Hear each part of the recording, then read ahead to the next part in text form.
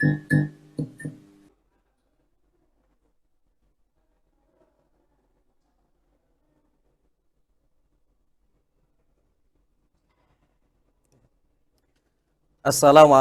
warahmatullahi wabarakatuh. Kali ini kita berada di markas wilayah Kokam Jawa Timur.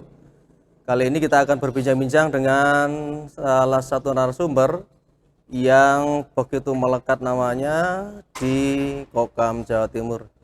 Dia adalah Dan Muslimun, Komandan wilayah Jawa Timur. Nanti kita akan berbincang banyak mengenai perkembangan Kokam di Jawa Timur. Menurut Dan Muslimun, gimana sih perkembangan Kokam di Jawa Timur saat ini? Kemudian harapan besar kedepannya itu seperti apa untuk Kokam Jawa Timur? Siap, bismillahirrahmanirrahim. Assalamualaikum warahmatullahi wabarakatuh. Mas Ferry yang baik hati, pada kesempatan kita pagi ini, kita berbicara tentang perkembangan Kokam Jawa Timur. Kita tahu semua bahwa Kokam itu Komando Kesiapsiagaan Angkatan Muda Muhammadiyah, pasukan di bawah Komando Pemuda Muhammadiyah yang bergerak, yang fungsi kita itu berbicara kepada 4 hal. Yang pertama adalah bela negara, yang kedua berbicara tentang kemanusiaan, yang ketiga berbicara tentang kebencanaan, dan keempat adalah ekologi. Di keempat fungsi kita ini, Mas Ferry, kita berharap betul di dalam gerakan kita itu akan menjadi lebih baik. Dan di keempat unsur ini kita mempunyai pasukan yang bisa bergerak, yang mempunyai fungsi untuk melayani di masyarakat. Paling tidak untuk 1 tahun ke depan, kita berharap dan menyiapkan program-program untuk Kokam yang lebih baik. Maka dari itu teman-teman semuanya, beberapa program itu ada 2 bagian. Yang pertama kita berbicara ke dalam untuk peningkatan sumber daya manusia, resources Kokam, itu selalu di-upgrading untuk meningkatkan kemampuan pelayanan 4 hal tersebut. Nah, di keempat pelayanan tersebut, kita yang pertama meningkatkan SDM, yang harapannya punya kemampuan meningkatkan leadership. Maka ketika rekan-rekan Kokam, baik yang di personalia maupun yang di lapangan, mempunyai leadership yang baik, itu nanti punya kemampuan melaksanakan misi-misi Kokam dengan bijaksana. Bisa menyelesaikan masalah dengan baik, bisa menciptakan dinamika yang kondusif di internal, meningkatkan sumber daya manusia itu, dan paling tidak ketika punya kemampuan yang baik itu, Mas Ferry, itu bisa menjalankan misi dengan tulus ikhlas, seperti misinya Kokam, ya, ruhul ikhlasnya Kokam, itu bisa dijalankan dengan baik. Leadership ini pokok bagi kita untuk kita siapkan sejak awal, karena ketika kita berbicara sumber daya manusia itu harus istilahnya kita berinvestasi di leadership. Sama halnya dengan yang lainnya.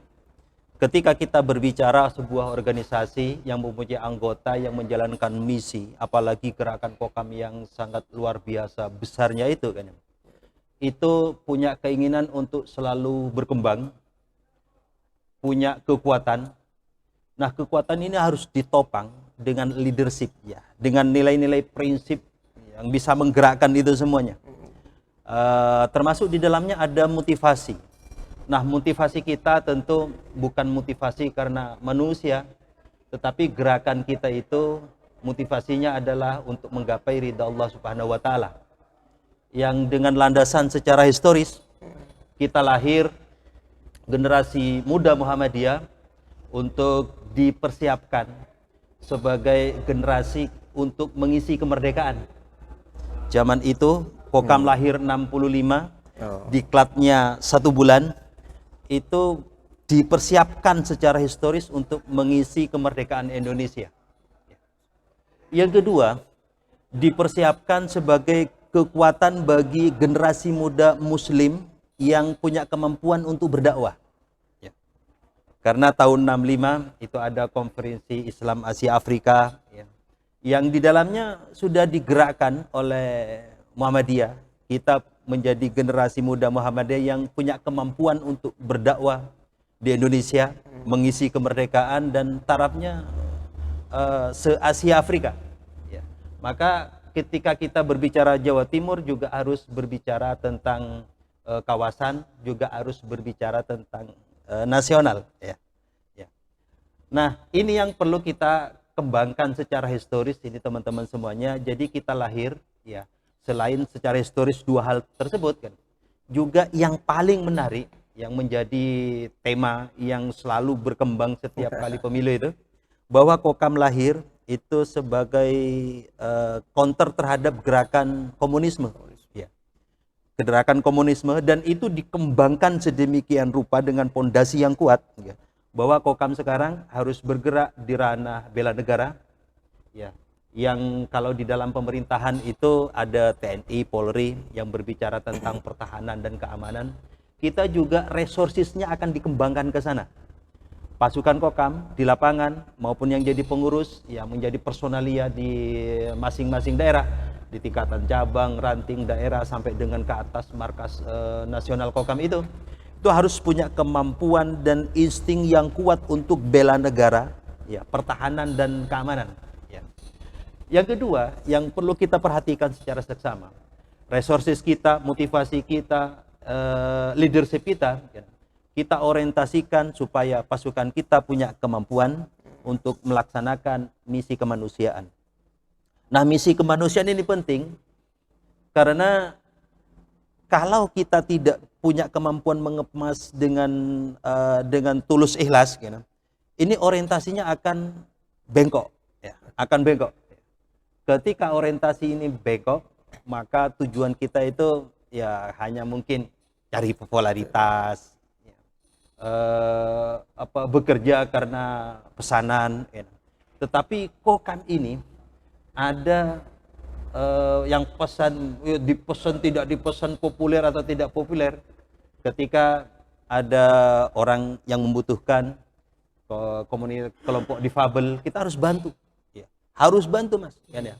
Termasuk apalagi kalau kita sudah pakai seragam kita, seragam kebesaran kita, doreng itu, ya.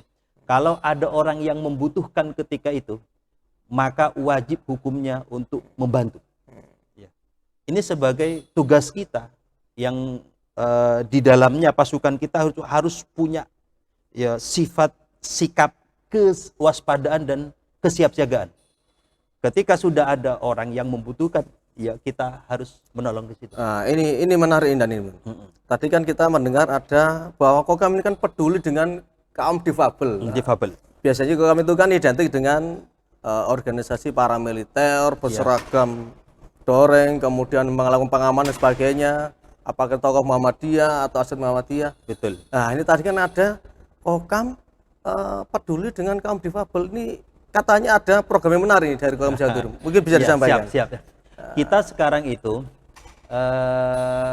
menegaskan terhadap misi Kokam di bidang kemanusiaan. Ya.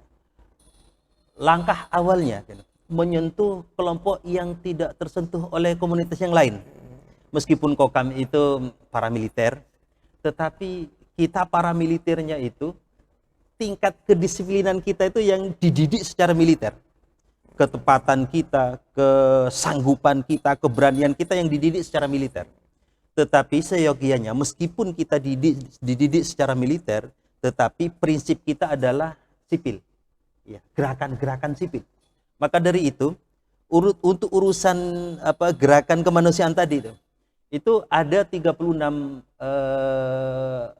komunitas atau orang yang difabel, yang tidak punya kaki, baik karena putus, tabrakan, penyakit, amputasi, diabetes terus amputasi, maupun kaki bris untuk teman-teman yang kena polio itu, ya. Kita sekarang sudah mendistribusikan 36 kaki palsu dan bris Untuk teman-teman yang saya panggil teman-teman aja, karena apa? Ini mereka tuh bukan karena kekurangan, ya, tetapi kita anggap sebagai teman yang seharusnya mereka juga memberikan motivasi pada kita. Ya. Apa motivasinya? Mereka itu kekurangan dengan ada keterbatasan kaki begitu, kaki putus mas, kan ya? Ya. Tetapi mereka itu sangat antusias, semangat untuk menjalani hidupnya. Apalagi kalau orang biasa normal begitu, kalau kecelakaan, kakinya putus, tangannya putus begitu, itu biasanya drop. Tetapi yang membanggakan bagi kita ketika kita memberikan bantuan kepada teman-teman itu, mereka menginspirasi kita bahwa meskipun ketika awal mereka kecelakaan, mereka putus asa, tetapi mereka pulih, ya. Mereka semangat hidupnya. Meskipun serba kekurangan, mereka tetap bersyukur kepada Allah Subhanahu wa taala, kan ya. Semisal kan ya, ketika tangannya putus, jarinya begitu, mereka bersyukur. Alhamdulillah masih jari yang putus, bukan tangan. Tangannya putus karena kan kita ngomong sama teman-teman itu, ada yang tidak punya tangan satu. Bahkan kemarin kita ketemu kan ya dengan salah satu pasien kita, itu kakinya putus dua-duanya mas. Kakinya putus dua-duanya, jadi tidak punya kaki, dua-duanya kaki palsu. Tetapi mereka bersemangat hidup. Ketika kita wawancara, mas apakah anda frustasi atau apa begitu? Memang pada awalnya mereka ada yang menjawab, sampai kepingin bunuh diri, pingin apa begitu ya, bahkan istrinya kepingin cerai kan. Tetapi ketika orientasi hidupnya itu, kekurangan hidupnya itu dianggap tidak punya kekurangan, ya, sehingga mereka termotivasi. Ya. Nah, disinilah kita sebagai orang yang normal, sebagai kokam yang punya misi tentang kemanusiaan itu, ya, harus memberikan haknya, diminta atau tidak diminta. Ini penting, ya. Diminta maupun tidak diminta. Jangan sampai ketika ada yang difabel menjerit, minta kemana-kemana gitu kan, baru kita memberikan. Tidak, tetapi kita dengan penuh kesadaran diminta tidak diminta, kita memberikan bantuan kepada mereka. Begitu Mas Ferry. Oke. Wah, ini menarik sekali nih ya, dan Imun ini ya. Ternyata kokam yang biasanya memakai baju doreng seperti anggota tentara, kemudian melakukan pengamanan, penjagaan sebagainya, ternyata ada sisi yang orang itu tidak tahu bahwa kokam itu juga termasuk peduli terhadap kemanusiaan. Ya, luar biasa ini ya, luar biasa. Sebagai closing statement mungkin bisa sampaikan, dan Imun mungkin agenda terdekat ini apa kira-kira yang akan disampaikan oleh Kokam Jawa Timur? Siap.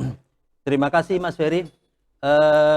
Kita kebetulan hari ini juga akan memberikan bantuan kepada satu orang kelompok difabel yang di dalam pemberian ini kita nanti akan berangkat ke Nganjuk, kita sambangi ke rumahnya. Kita kasih bris kan ya, bantuan bris itu, dan kita latih sampai mereka itu bisa berjalan dengan normal gitu. Kita latih, nanti rekan-rekan sudah mempersiapkan diri, nanti berangkat ke sana, ke Nganjuk ya. Kita kasihkan kepada mereka kan ya. Bukan mereka yang datang kepada kita minta ngemis-ngemis, tidak kan ya. Nah, disinilah sisi humanisnya. Betul. Karena apa? Kalau kita datangkan orang yang seperti itu ngumpul bersama ke kita begitu kan, itu ini kok orang difabel gitu, terbatas, terus kasihan, kita datangkan, ya. kasihan. Tetapi kita yang datang kepada rumah-rumah mereka, kita sampaikan ini semacam bantuan dari kita yang semoga bisa memberikan manfaat kepada yang difabel itu. Itu agenda terdekat. Agenda besarnya kita harus melakukan konsolidasi organisasi yang secara masif dan besar-besaran, sehingga nanti Kokam Jawa Timur itu mempunyai kekuatan yang luar biasa ya, tumbuh kembang karena pasukan kita di lapangan cukup banyak, dan ini harus dikembangkan terus. Yang dari sinilah kita sebagai pimpinan baik di markas daerah, di markas cabang maupun markas ranting di tingkat bawah, itu harus punya konsentrasi untuk konsolidasi organisasi, sehingga dari konsolidasi organisasi ini bisa memaksimalkan peranan kita baik terhadap bela negara, kemanusiaan, kebencanaan, apalagi kebencanaan ini Mas, sekarang sudah musimnya, di musim penghujan biasanya Kokam itu dipanggil oleh bencana, ada banjir kita hadir gitu kan ya, untuk membantu masyarakat ya, baik bersama dengan Omor Wan Muhammadiyah Wan Respon yang bersama Lajismo dengan MDMC, bahkan diminta tidak diminta kan oleh LPB kita juga datang ya, untuk membantu itu ya. Yang terakhir di urusan ekologi, penyelamatan lingkungan.